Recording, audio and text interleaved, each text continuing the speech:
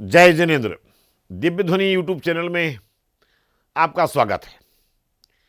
मैं चिंतन के क्षण लेकर के आपके सामने पुनः उपस्थित हूँ। अभी तक यदि आपने हमारे इस चैनल को सब्सक्राइब नहीं किया है तो आपसे निवेदन है, कृपया सब्सक्राइब करें और बेल आइकन को दबाएं, जिससे कि इसकी जो नोटिफिकेशन है आपके पास में हमारी जो भी पोस्ट हो सबसे पहले आपको मिल जाए, शीघ्रता से आपको उसकी जानकारी हो और आप हमारे चिंतन के क्षण सुन सकें। महानुभाव, आज का जो विषय है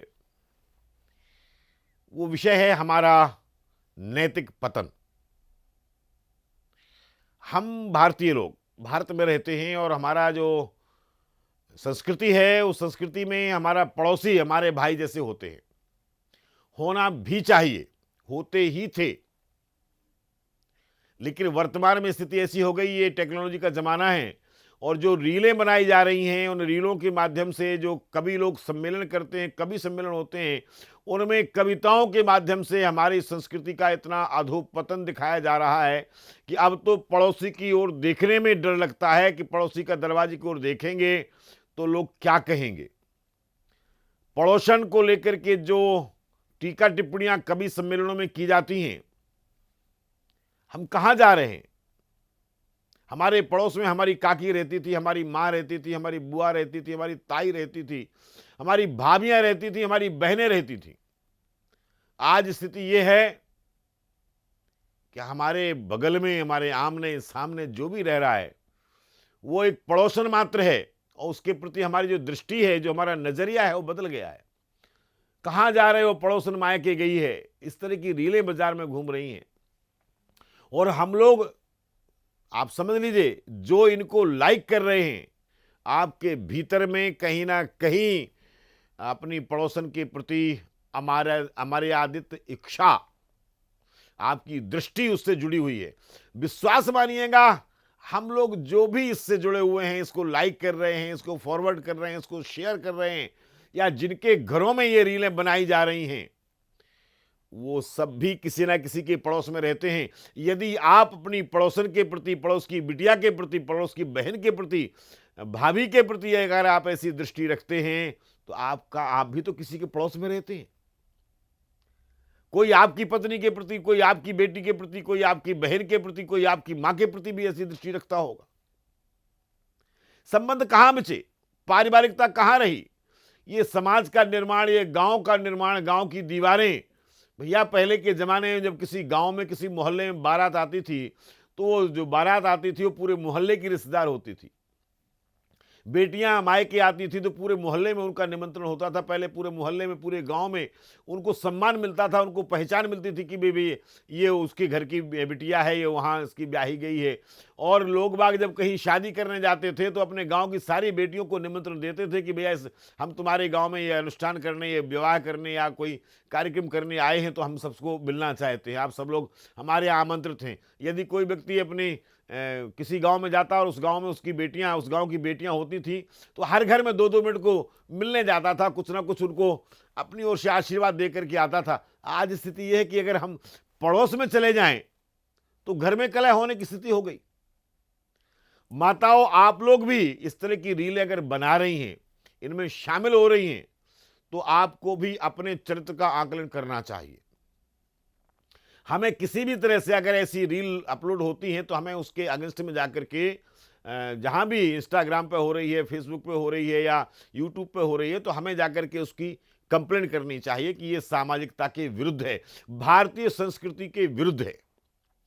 यहां हम एक बात और कहेंगे उन कवि महानुभावों से, भैया आप जो अपनी पड़ोसन को लेकर के जो कमेंट करते हैं, किसी भी पड़ोसन को लेकर कमेंट करते हैं, क्या आपकी पत्नी पड़ोसन नहीं है किसी और की?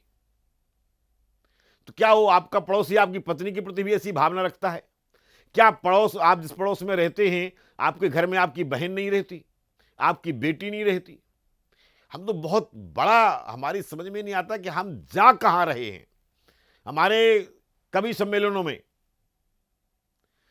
साली को लेकर के जो बातें कही जाती हैं, भैया साली छोटी बहन होती है।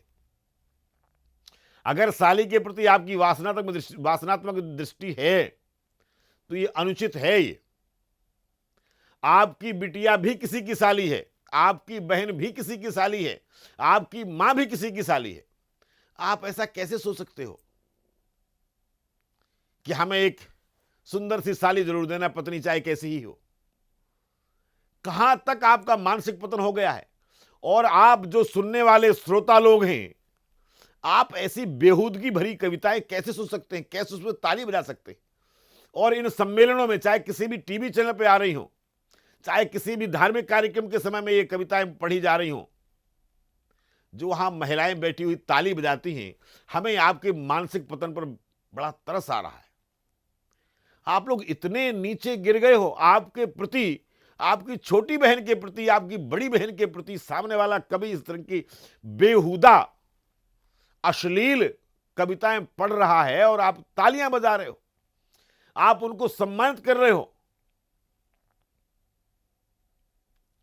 आज तो स्थिति यह हो गई कि बहनोई के घर में छोटी बहन का जाना मुश्किल हो गया है।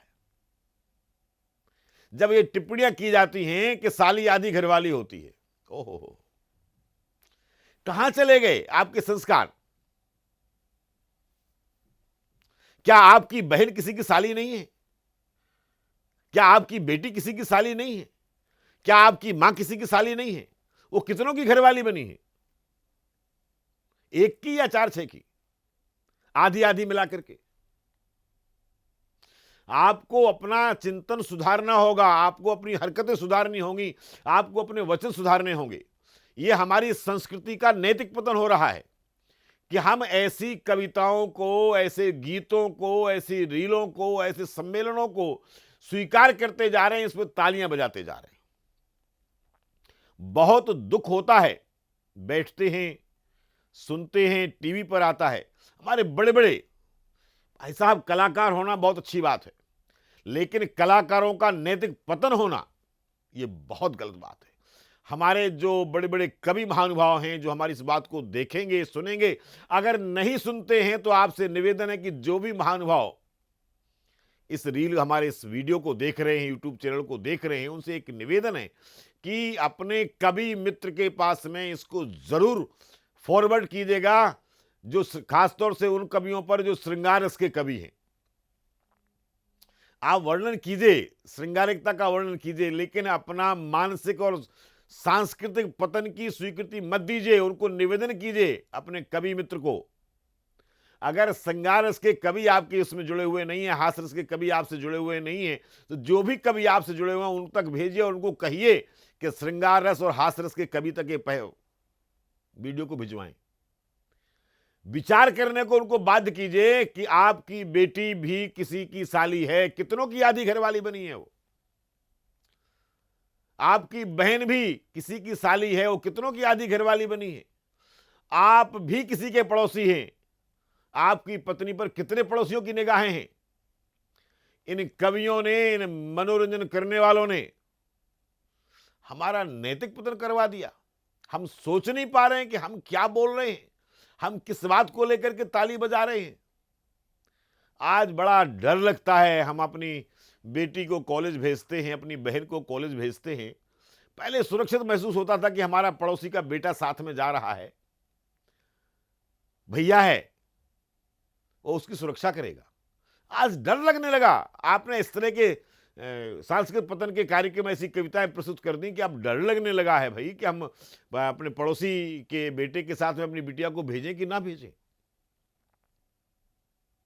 और ये जो बेटियां इनको बैठ करके तालियां बजाती हैं, ये भी डर लगता है कि हम किस बेटी पे विश्वास करें, कब किसकी आधी घरवाली बन जाएगी, कब किस पड़ोसी के साथ में भाग जाएगी, पता ही नहीं चल रहा है भाई साहब। कैसा मानसिक रूप से हम सांस्कृतिक पतन कर चुके हैं अपना। आज हम मानसिक रूप से अब गिरे हैं। सांस्कृतिक पतन अभी हमारे मानस में आया है, अभी जीवन में नहीं आया। लेकिन अगर ये सांस्कृतिक पतन हमारे मानस में जो आ गया है, हमने इसको नहीं मिटाया तो जीवन में आते देर नहीं लगेगी। जहां हम पड़ोसी की यहां हमारी बेटियां राखी बांधने जाती थी, पड़ोसी की बेटियां हमारे यहां राखी बांधने आती थी, सारे तीज त्योहार हम मिलकर के मनाते थे, निश्चिंत होते थे कि हमारे मोहल्ले का एक व्यक्ति वहां है तो हमारी बेटी, हमारी बहू, हमारी बहन, हमारी मां सुरक्षित है। अब तो बहुत मुश्किल हो गया है। जो फिल्मों ने सामने वाली खिड़की में चांद का टुकड़ा रहता है ये बात कह करके जो हमारा मानसिक पतन और सांस्कृतिक पतन प्रारंभ किया, हमने उसको हिट किया। आज तो हमें हर खिड़की में चांद का टुकड़ा हम देखने लगे हैं। हम कहां जाएंगे? कितना नीचे गिरेंगे? अपनी संस्कृति को अगर हम नहीं बचाएंगे तो कौन बचाएगा? भैया, ऐसी रीलों का, ऐसी कविताओं का, ऐसे कवि सम्मेलनों का आपको वहीं विरोध करना चाहिए जिस टीवी चैनल पर इस तरह के कवि सम्मेलन, ऐसी कविताएं लगातार प्रसारित हो रही हैं। उन टीवी चैनल को अपना विरोध पत्र लिखिए, और जो उसके संचालक है, कितनी बड़ा कवि क्यों ना हो, लाखों रुपए लेता है। क्या हो गया? इतना बड़ा कवि है, उसने अपने सेक्रेटरी रखे हुए, क्या हो गया? अत्यंत हद दर्जे का गिरा हुआ व्यक्ति है। जिसके मानस में सांस्कृतिक पतन हो गया, उसके जीवन में सांस्कृतिक पतन होते ज्यादा देर लगने वाली नहीं है। ध्यान रखिएगा, यदि आप अपनी संस्कृति बचाना चाहते हैं, अपने मोहल्ले को बचाना चाहते हैं, अपने परिवार को बचाना चाहते हैं, अपनी बहू बेटियों को बचाना चाहते हैं, तो ये पड़ोसन के ऊपर में, बहू बेटियों के ऊपर में, सालियों के ऊपर में जो ये कविताएं बन रही हैं, इन कविताओं का सोशल मीडिया पर तुरंत विरोध कीजिए। इससे बलगर्टी और सांस्कृतिक पतन की बू आती है। इस पर रोक लगाई जानी चाहिए। जब तक आप ऐसा नहीं करेंगे, आप नहीं जागेंगे, तब तक हमारा सांस्कृतिक पतन निश्चित है। इसलिए आपसे नम्र निवेदन है कि अपनी संस्कृति का पतन होने से रोकिए। हम और नीचे नहीं गिर सकते।